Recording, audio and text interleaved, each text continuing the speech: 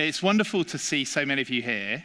And what better a topic to be talking about than acting with kindness? And you will have noted this session is around quality. This is specifically focused on quality. We're going to spend a bit of time with you with some wonderful friends, exploring some of the latest work that's been going on around the globe about kindness and its impact on quality. And we want to put a bit of a provocation in about why kindness is the place to start.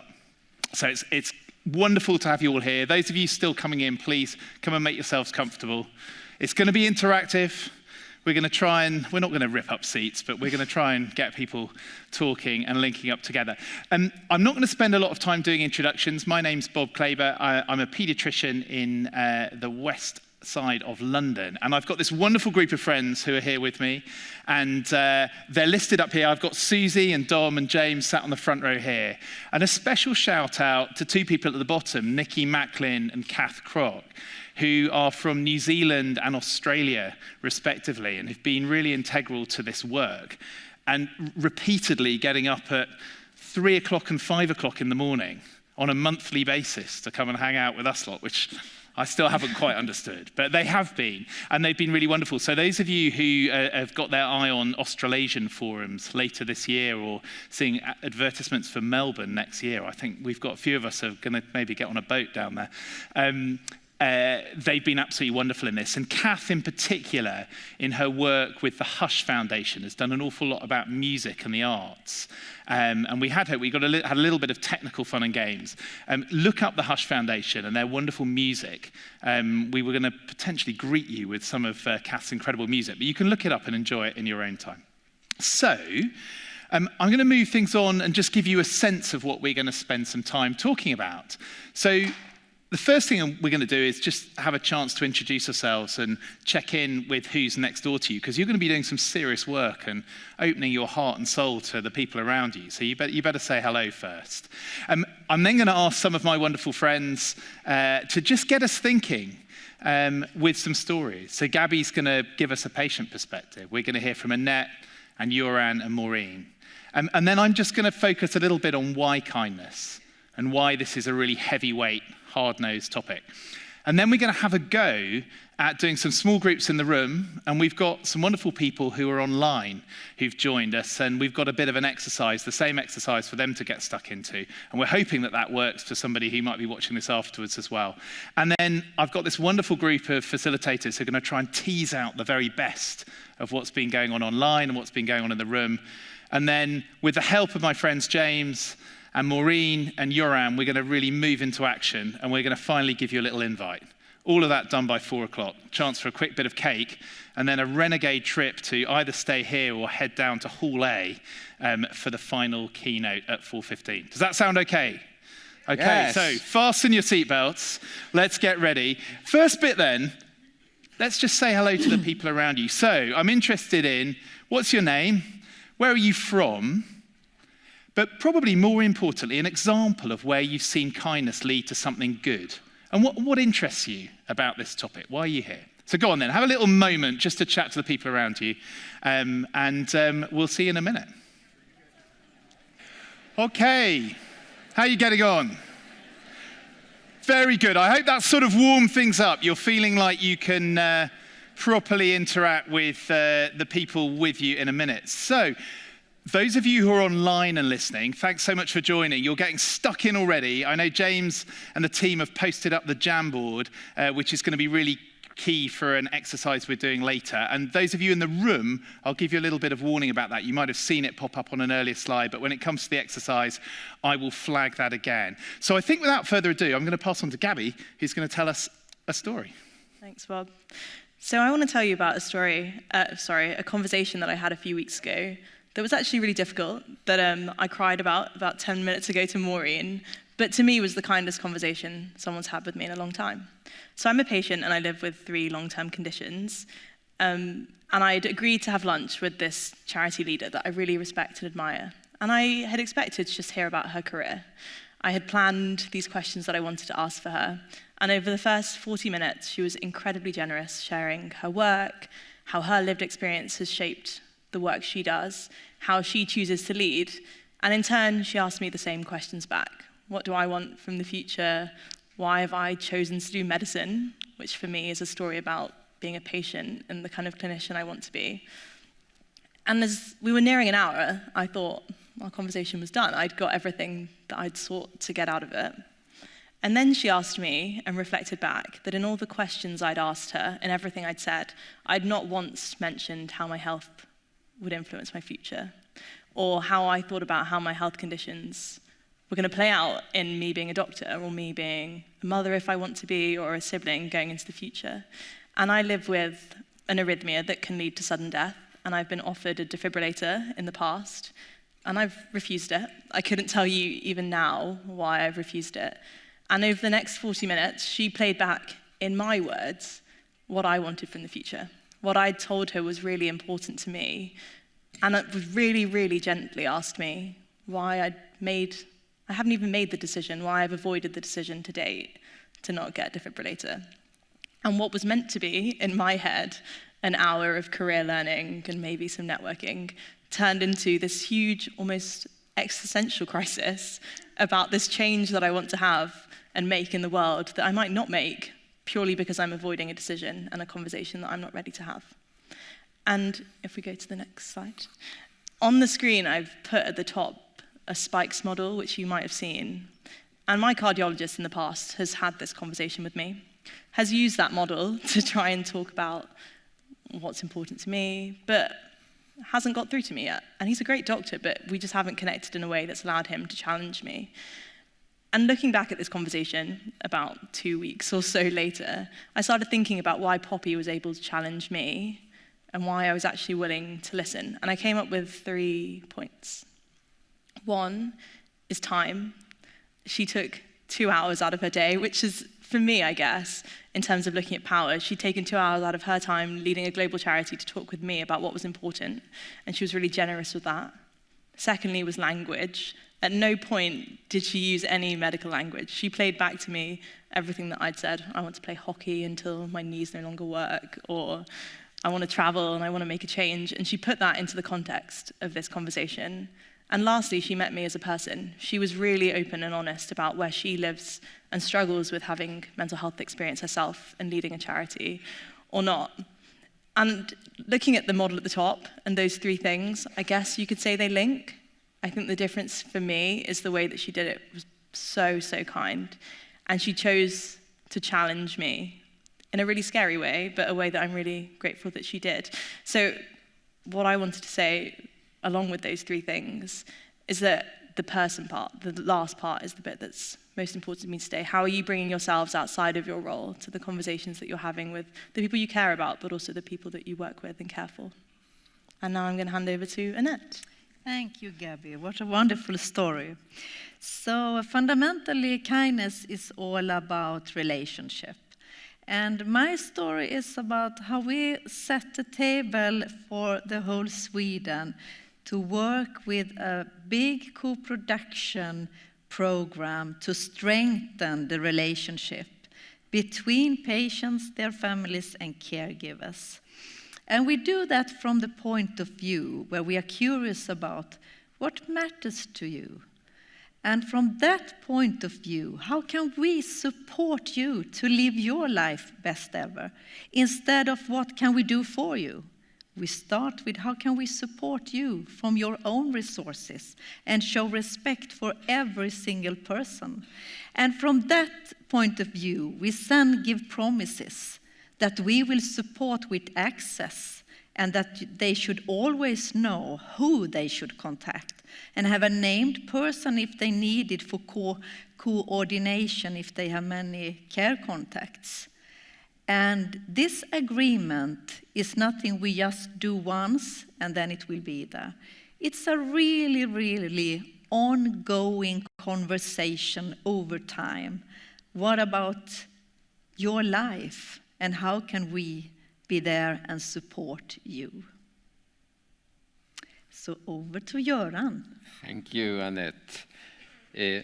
Annette now describes our conviction that we need a structure to support the co-design work or co-production work, but we also need narratives to be inspired from.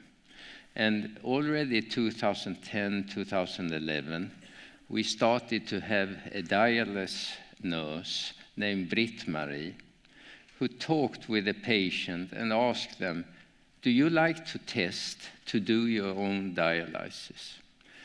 And her kindness and openness to listening to the patients when they tested to take step by step and learn how to run their own dialysis have become kind of a star for us, because we suddenly understood what actually right now in our exhibition hall is presented as professional, experienced persons.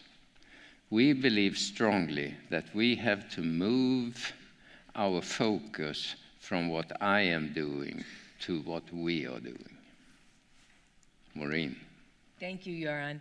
And my story is about kindness and leadership. I was recently meeting with a young man who worked in environmental services in a hospital. And he was telling me that he had been called up to the executive office and met with the human resources person who told him he was losing his job because he was absent too many days from work. When he went back down to the environmental services area to clean out his locker, he opened his locker and he started to cry. And one of the other environmental services worker, a middle-aged woman, she had heard so many people in the hospital say, "What matters to you?" She said to him, "Why are you crying?" And he said, "I'm getting fired from my job." And she said, "What matters to you?" And he said, "I'm going through a very difficult divorce, and if I don't go to court to fight for my son, I'm going to lose my little 8-year-old son. He means the world to me, and I have to go to court to fight for him." The woman said to him, "You won't lose your job." And she put a piece of paper up on the wall, and she said, "Why don't we understand what matters to each one of us, especially in this time of COVID? And we'll build a staffing model that assures that every hospital room will get cleaned, but that what matters most to each one of us gets heard." And that really inspired me to think about what kindness means in leadership. Thank you so much. Stories, storytelling. 4 amazing storytellers. Thank you guys hugely. We're going to come back to stories in just a moment. So, why kindness? Why are we up here in a big Congress hall that seats 1,500 people and it's got a few hundred people in here, healthcare leaders focused on kindness? Why are we worried about this? Why are we thinking about it so hard? Well, I think, as we'll talk about in the next 5-6 minutes, is we found that many of the major issues that are challenging all of us across the globe around our workforce, around equity, around a more preventative agenda, around our hospitals being overwhelmed, our primary care systems being overwhelmed, kindness is key to this. It's key to how we can be optimistic, key to how we can think about going forward. And I really want to pitch hard that this conversation is really about how we improve quality. So this wonderful bit of thinking above my head, 21 years old now, just resonates for me more than ever today. Equity put in there, that we've sort of put in the too difficult box for 20 years, and it's brilliant that there's so much good work coming out. But for all of these dimensions of quality, the starting point of kindness gives us a great springboard from which to go forward. So, part of coming to these forums is to learn and to share and to explore, and to use a Maureen word, to be curious. And we've been on this wonderful learning journey. And that learning journey really started for us as a little team in the run-up to November 2020. Now, some parts of my brain have tried to park 2020, but we were meant to be going to Copenhagen this time 2 years ago, and we were all very busy dealing with the first wave of COVID, so that didn't get anywhere close. But November 2020, we ran a session, our first session around kindness, and our conversation for kindness in a very virtual setting. And in the run-up to it, we'd been planning this session. We'd been meeting on a Thursday at 6 o'clock, and it sort of worked as a time. It was vaguely sociable for Maureen. It sort of worked in for the end of the day for those of us in Sweden and the UK. And we just got talking about, as we were planning this session, what output do we want from this November 2020 workshop? And I remember the conversation, and we talked about how much we'd enjoyed coming together for this hour, and it almost felt like therapy of listening and sharing and pushing each other to think and dream and act more around this. And we said, well, look, why don't we just keep meeting, but we'll open out the invite and we'll see who turns up. And we should have done a little game where we put the number of people who we think are going to turn up. I think we would have all got it wrong. What we found after the November 2020 workshop is there was a real appetite for people to come and join. So this happens on the third Thursday of the month. It's between 6 and 7 p.m, and it depends on the wonderful vagaries of British summertime or GMT. We've just kept that rhythm, and sometimes it falls at not very convenient times, but it doesn't really seem to matter. It's about listening, it's about learning, it's about thinking differently, and really importantly, it's about mobilizing for action. There's a bucket load of sharing of resources and ideas, and I think probably the biggest commodity there is energy, huge amount of sharing of energy, and connecting people and encouraging people to act. And to date, we've got over 500 people from 30 different countries. And I have a sneaky feeling there'll be at least 5 or 6 countries in this room, people from countries that are not represented. So as I will show on my next slide, please come and get in touch, and we'll get you on the list. So let's start with that. If you want to come and be part of this community, if you just drop me an email. Now, one of the things about being at a conference, you get loads of work emails that come in while you're here, and I'll deal with them on Thursday.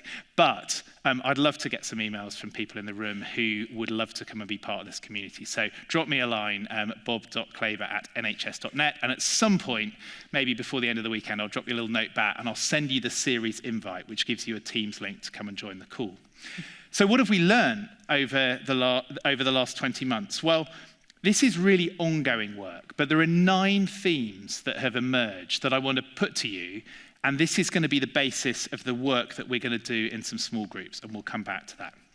So the first one, and Joram, you really, I think, inspired the thinking a bit about this.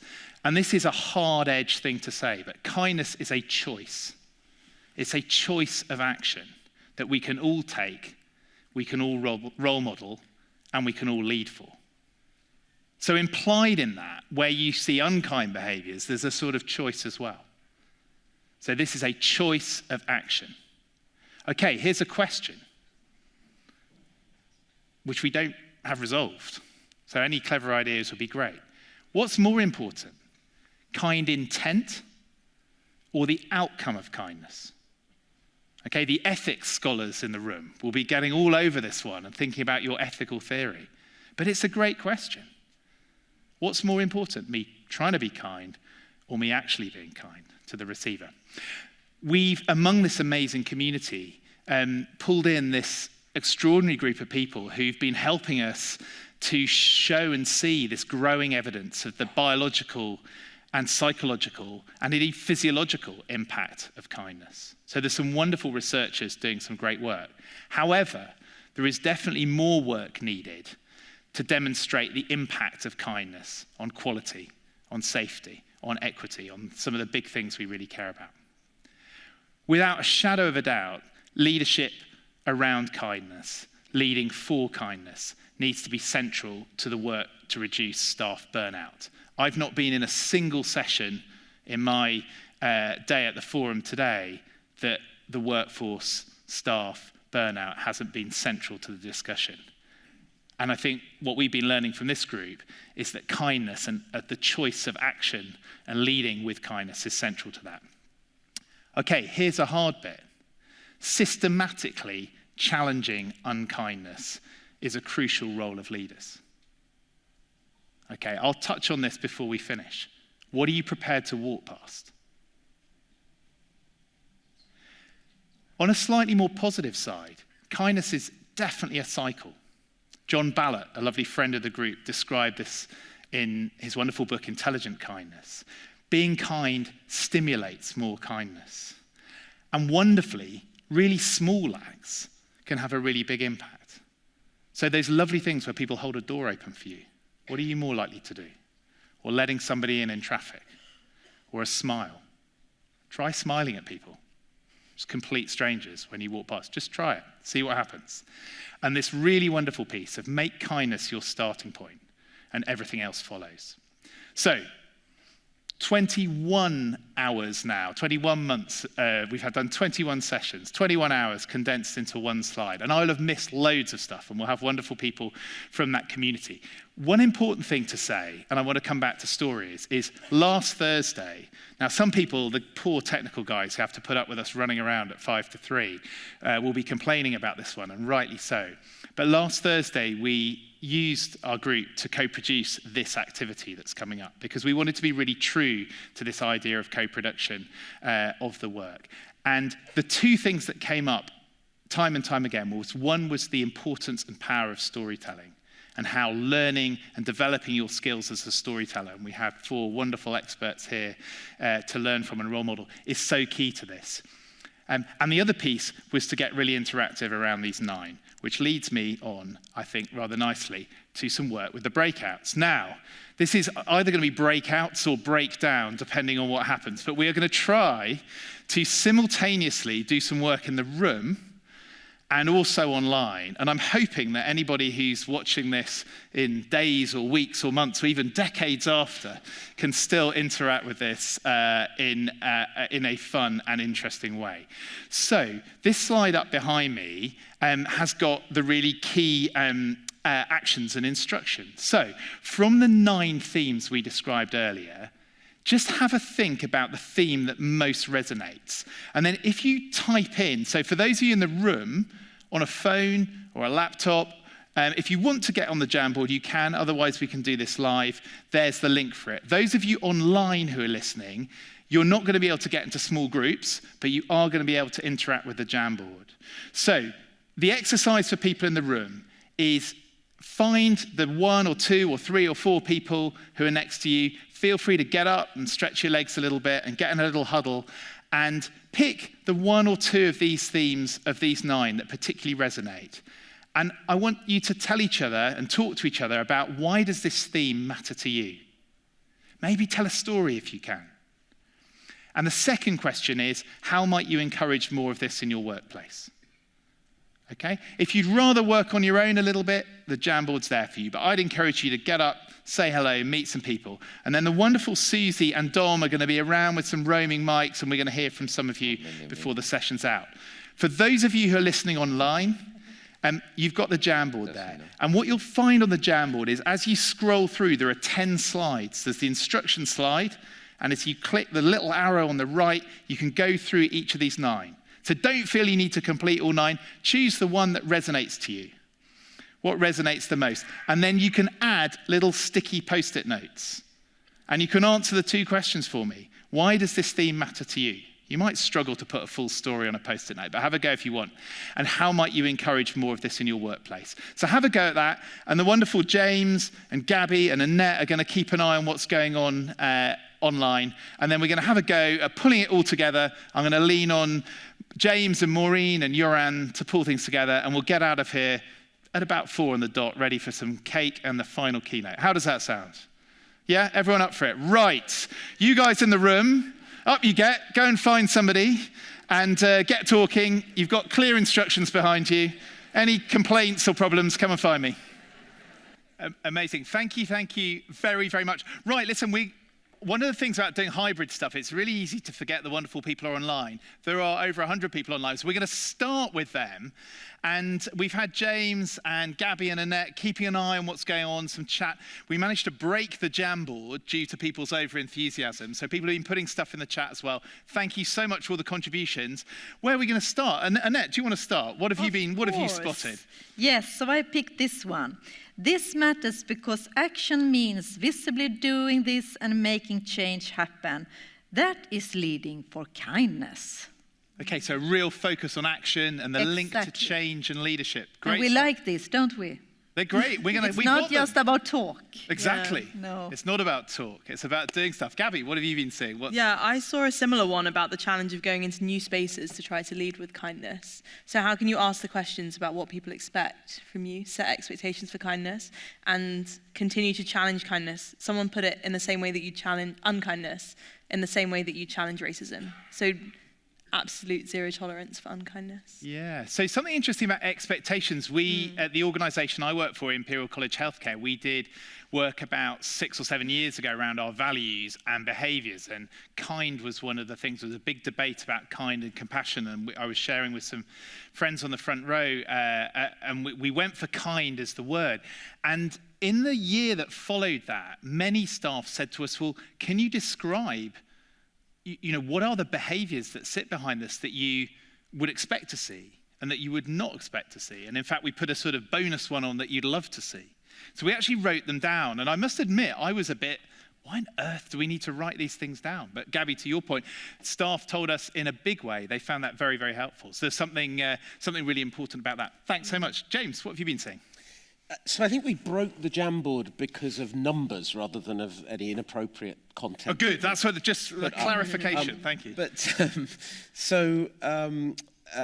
there's a lot on the theme of small acts of kindness, but that seems to have sort of melded over into other things. So, start small. Somebody put, I smile, and I find that people smile back at me, and I feel better. So there's a kind of alchemic quality, in as much as you give, you receive, and we both profit from something in that. There's a nice little example of a small act of kindness. Somebody wrote, the consultant who fastened the buttons on my mum's shirt in A&E rather than rushing out to write his notes. So pausing for a moment. And then, so there's a lot about the expectations of leaders. There's a lot about kindness in the busyness of what is now normal. And is kindness more important on a busy day or on a less busy day? And also what to do about unkindness. And I'll just give you a little conversation I had with some colleagues down here. There was what do you do? How do you act kindly in the face of unkindness? So you can explore it. You can delve Peter Senge-like into why. You can explain the impact that it has on you and reflect that back. And another suggestion is to just model the right behaviors which are grounded in respect for the person that you're talking to. Okay, really lovely framework. Thanks so much. And there's that piece that really resonates. There's almost always, forgive the doctor language, there's almost always a diagnosis behind somebody's unkind behavior. There's something going on for them in their lives. So getting curious, what's going on? Just to add, the one board that nobody put anything on, at least at the screen I'm looking, is the growing evidence of the biological and psychological impact. I think that's interesting because it's not that the evidence isn't there, it's that people might not be so aware of it. So, for example, wounds heal faster in patients who believe they've been treated kindly by their medical team. So there's a direct link to the business case for kindness and the safety case for kindness. Fantastic, James.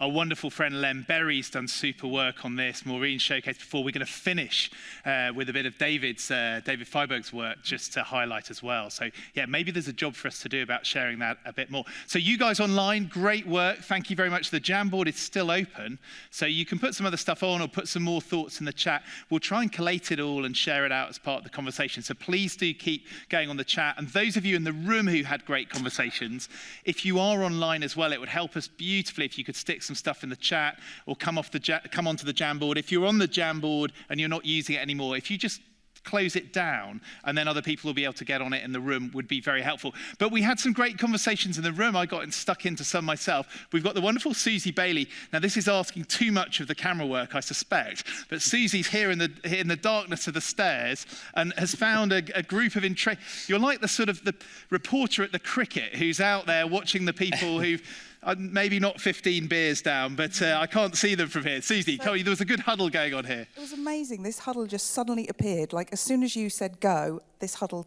2 rows just turned around and created it. So I had to come straight to them. So let's hear what they had to say. Spotlight. Oh, wow. Yeah. Hello. My name is Maria, and I'm a manager at the healthcare at home. I don't know what it's called really in English. And we discussed here with some people from Uppsala patient board. I just told them that last year when we did the flu vaccination at home, we did survey. A question was what is most important for you when we come home to you, and it was all nurses and also the rehab staff who went home to people during these 2 weeks. And it was 250 answers we get from that, and perhaps three quarters of the answer was that I get kindness from the staff who comes, and kindness is for free. So we thought that was, but we nothing about medical knowledge or that they can do their, so just kindness was the most important thing. That's very good, we think. Absolutely fantastic. You deserve a round of applause. Let's hear it nice and loud. Thank you. That was absolutely wonderful. Now, intrepid reporter number 2, right at the back, Dom. Hello, can you hear me all? Wonderful. We can hear you. So I had the pleasure of gate crashing a conversation. When you're not on the stage, it means you can listen in. And I found a wonderful group of people who are from a number of different places, which include Denmark, our host Sweden, England, and a Scot here. Don't tell Jason Leach, who I heard tried to keep all the Scots in Scotland for the annual event. But they had a fabulous conversation of which they're going to tell us about in a moment. And also, I just want to point out, I think they stole half the flower shop because all the crowns are here. So if anyone needs a crown, I think they've got spares. So guys, what were you talking about with kindness? Hello, I'm Hazel Miller. I'm a geriatrician in Scotland and also part of the Scottish Quality Safety Fellowship. And in our group, we spoke definitely in your point about how kindness is contagious. And when you're kind, you get something from it yourself. So there's a bit of a selfish element there, though perhaps that's being kind to yourself and to the person you're kind to and how that spreads. And the importance of role modelling kindness, both in perhaps a challenging situation, but also as a leadership tool and how you want your area to develop and the ethos there. And we also spoke about the challenges if you have a colleague who is unkind, how you can challenge that while being kind to them. If they don't have insight into their behaviour, you could try role modelling, but they might not pick up on that. And so how to have the time, and I think you probably gave us some examples there of how to manage that. Wonderful, thank you. And you've represented your colleagues in Scotland very well, so thank you so much. And a shout out to Jason, who's not very well and sadly couldn't be here, but thanks so much. Bob, are we taking any more from the floor? Oh, claps for Jason, claps for Scotland. Well, I think we'll probably move on, Dom. I know what you're like, that's the thing. You'll be up, there's a keynote to come, you know. So many conversations. Thank you so much. Wonderful reporting. I hope you guys enjoyed the interactive nature of that little feedback group. It may have been a wonderful example of how not to do sort of hybrid, small group, online to later, or you might have been inspired of it, those of you who are teachers in the room. The trick from my perspective is hang out with a bunch of A-listers and have wonderful people around there. And a big shout out to all the technical people who help make that stuff really possible. But I hope you enjoyed doing something a little bit interactive. We've got 10 more minutes. And we're going to get into sort of reflective mode, but reflective mode around action. And to help us guide through that, I'm going to pass on to James, who's going to pass on to Joran, who's going to pass on to Maureen, and then back to me. Thank you. So, if we're going to make kindness unavoidable, a prerequisite, you cannot hold your head, you cannot hold your position in a healthcare context, in any role, a leadership role or otherwise. If we're going to make that happen, we have to believe that the transition is possible. And think about our lives 20 years ago, I remember giving an impassioned speech at my university about how it would be the end of humanity. I was a medical student, the end of humanity to ban smoking in our college bar. People of my parents' generation would go round for a party, have several drinks, and drive home. Nobody wore a seatbelt. All of these things are quite shocking now. Look at this if you want the most shocking of all. When I was born, only 30% of Americans reported to Gallup in a survey that interracial marriage was an appropriate thing. Now, how could they, back in 1973, imagine the world we'd live in now? So what I want to say is, if you came here today, you probably thought this was important. If you came here today, you probably thought there was something you could do about it. And that we believe that something systematic is possible. And imagine you might be talking about a world 10 years ago where it was okay to be unkind, just as it was okay once to be racist. Great. Thank you, James. Thank you, James. I think I need 10 seconds breathe after this because it's so crucial and important and hard to see. But for me, kindness makes the good life. And what brings an individual good life? It's quite often that you believe in yourself. And that is connected to your perception if you have autonomy or if you are feeling that you are an authority in the group you like to be within. Usually, we develop that in our family constellation. That is what the family is for. But many of us do not live in the kinship over time as the family is. We live alone or we live in other circumstances and contexts. Therefore, kindness becomes like a safety match. It is a safe way to open people's heart and mind at the same time. So I think we really need to practice and go active and try to find the different skills for kindness. Maureen. Thank you, Göran. And so I have 3 very practical little things for you to try when you get home.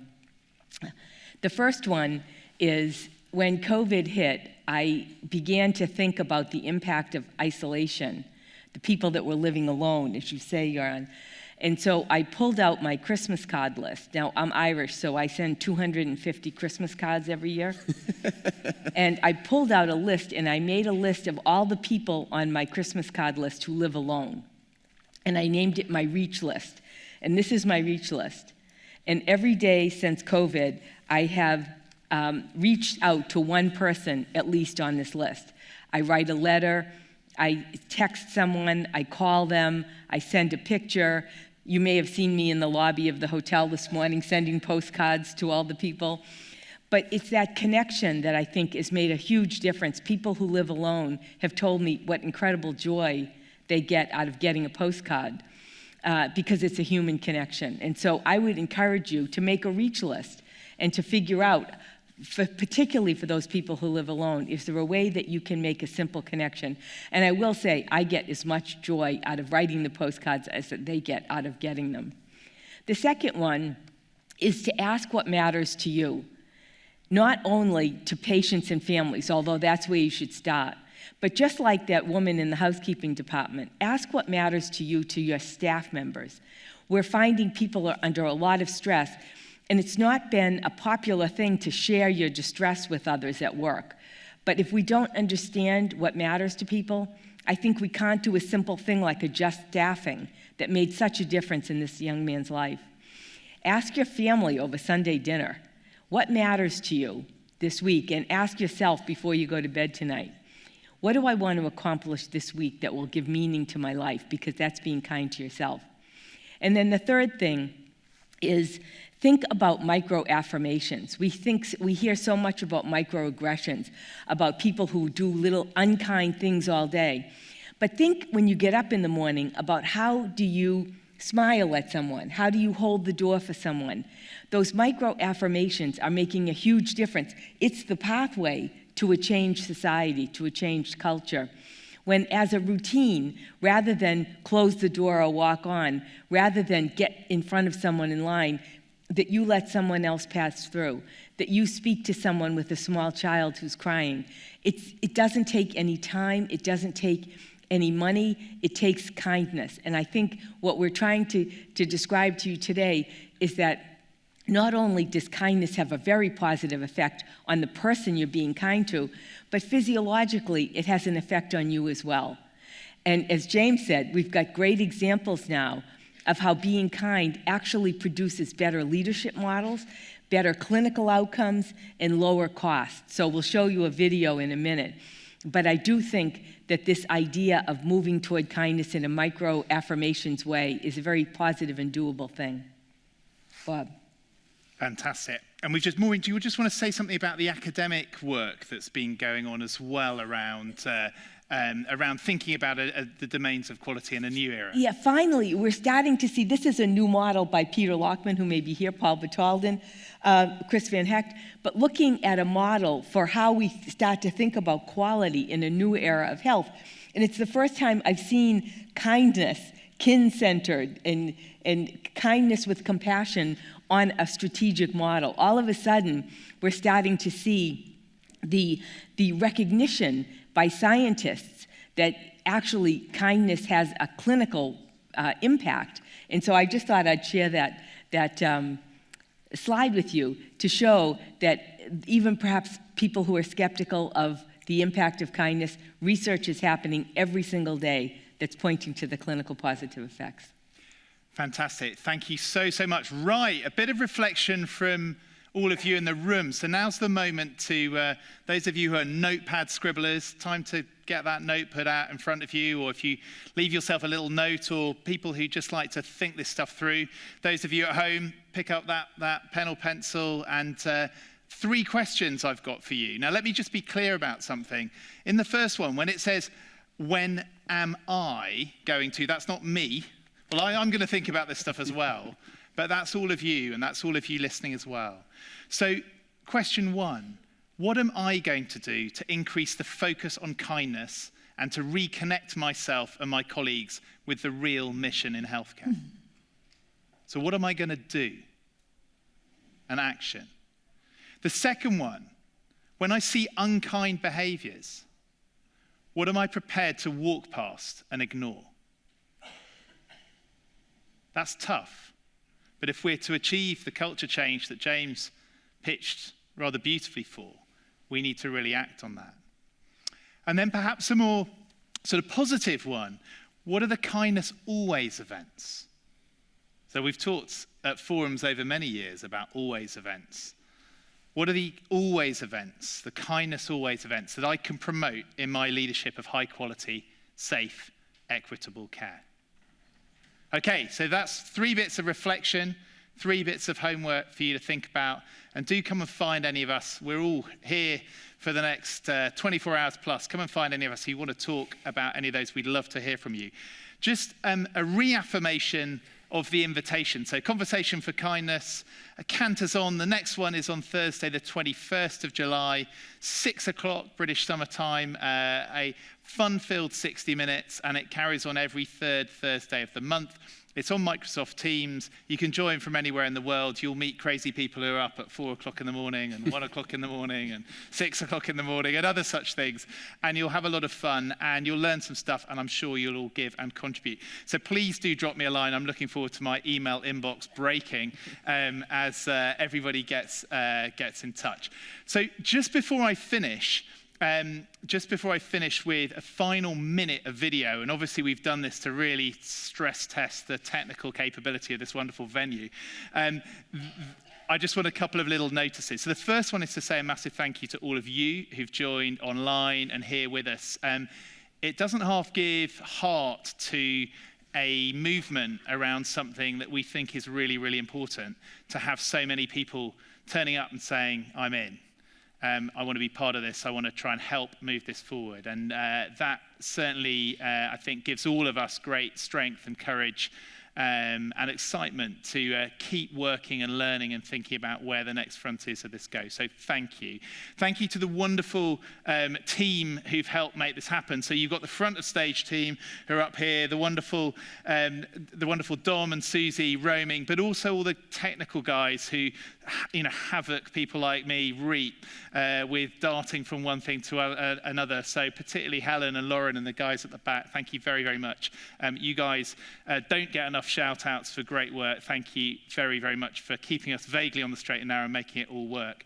The final thing to say is a parish note. We've already got people coming in. There isn't a formal refreshment break. You can quickly stretch your legs around. We've got the plenary in here at 4:15. Now, not that I've got a tradition of setting up rival parties, but Dominique and I are hosting in Hall A. If you do need a walk, there's the same plenary happening in Hall A. So in all seriousness, we've got about 2,200, 2,300 people here. It seats 1,500 here. So we need another 700 or so, if I've got my maths right, hanging out with myself and Dom for that alternative party. And the sound is working beautifully. So apologies to anyone who had to put up with us and our bad jokes this morning.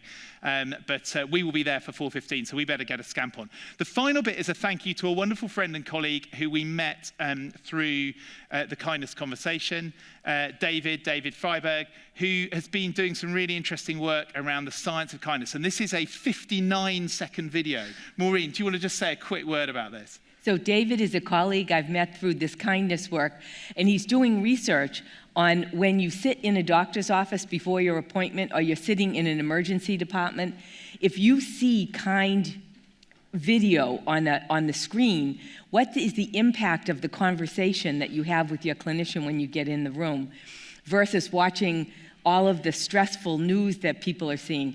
And he's finding some incredible positive results from showing people what kindness looks like. So we're going to show you a very quick video, and there's a link on there if you'd like to be in touch with David. Fantastic. So I'm going to click on for this last slide, and you're going to hear nothing more from any of us, and we're going to get on and start this rival party. And those of you in here, have a wonderful time in the plenary. Look forward to lots more conversations. Here's David's work.